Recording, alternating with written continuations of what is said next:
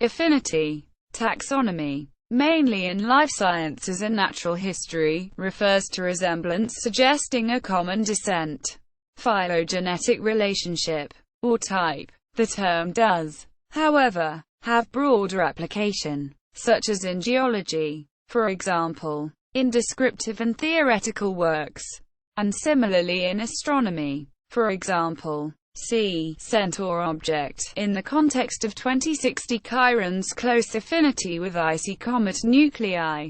Basis.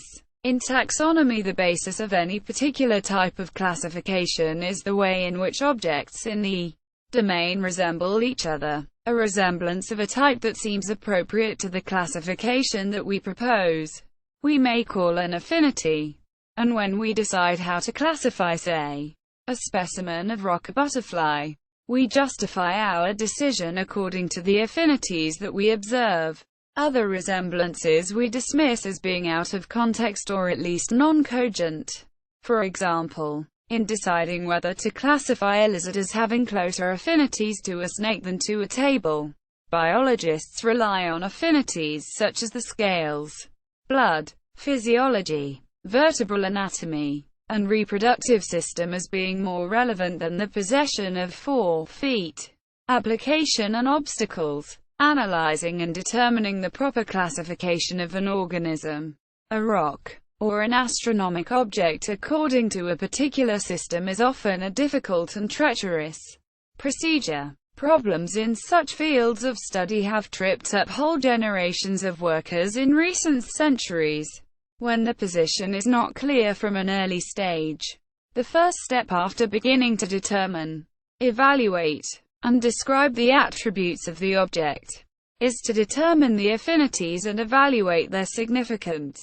The number of legs might well be a significant affinity in comparing different types of related organisms such as crustaceans, but irrelevant in comparing a 10-limbed cephalopod with a 10-limbed solifugid, including its pedipalps as limbs.